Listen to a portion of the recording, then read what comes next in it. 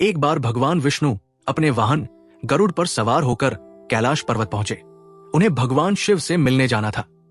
गरुड़ को बाहर ही रुकने के लिए कहा गया, इसलिए वे वहीं रुककर पर्वत का दिव्य दृश्य देखने लगे।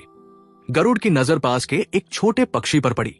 वो बहुत सुंदर था, छोटे छोटे पंख, कोमल शरीर, लेकिन ठंड में कांप रहा था। गरुड़ को उसे देखकर दया आई। उन्होंने सोचा, ये छोटा सा जीव इतनी सर्दी में कैसे जीवित रहेगा। वे पक्षी को ध्यान से देखने लगे। इसी बीच गरुड़ ने देखा कि यमराज उधर से गुजर रहे थे। लेकिन जो बात गरुड़ को सबसे अजीब लगी वो ये थी कि यमराज की दृष्टि सीधे उसी छोटे पक्षी पर टिकी हुई थी। उनका चेहरा गंभीर था और वे कुछ पलों के लिए बस उसे ही घूरते रहे। फिर वे भगवान शिव से मिलने अंदर चले गए। गरुड़ का मन बेचैन हो उठा। उन्होंने सोचा, यमराज इस छोटे पक्षी को इतनी गंभीरता से क्यों देख रहे थे?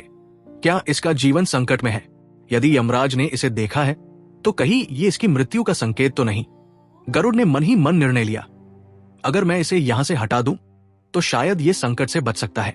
मैं इसे किसी सुरक्षित और गर्म स्थान पर पहुंचा दूंगा ताकि ये ठंड से भी बच सके और यमराज की दृष्टि से भी। गरुड़ ने पक्षी को अपनी चोंच में उठाया और तेजी से उड़ने लगे। वे कई पर्वतों, नदियों और जंगलों को पार कर गए।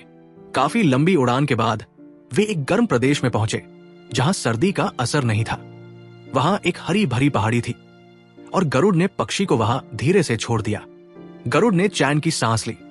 उन्होंने सोचा, अब ये पक्षी सुरक्षित है, अब इसे ठंड भी नहीं सताएगी और न ही यमराज इसे ढूंढ पाएंगे।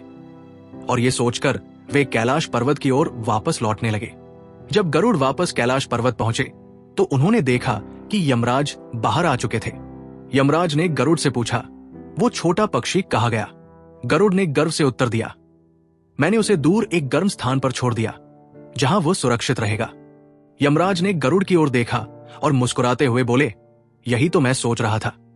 उस पक्षी की मृत्यु का समय दूर पहाड़ियों में लिखा था, लेकिन मैं सोच रहा था कि ये छोटे से पंखों वाला पक्षी इतनी जल्दी वहां कैसे पहुंचेगा, और तुमने उसे वहां पहुंचा दिया। गरुड़ को यह सुनकर गहरा झटका लगा। वे समझ गए कि विधि का विधान अटल है। कोई भी कितना भी प्रयास कर ले, जो होना तय है उसे टाला नहीं जा सकता।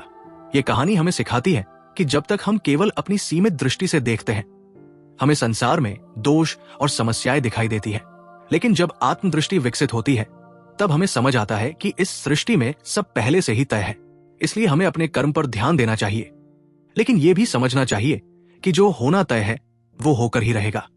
तो दोस्तों, अगर ये वीडियो आपको पसंद आया हो तो इसे लाइक करें, शेयर करें और हमारे चैनल को सब्सक्राइब करना न भूलें। जल्दी ही मिलते हैं अगली कहानी के साथ। धन्यवाद।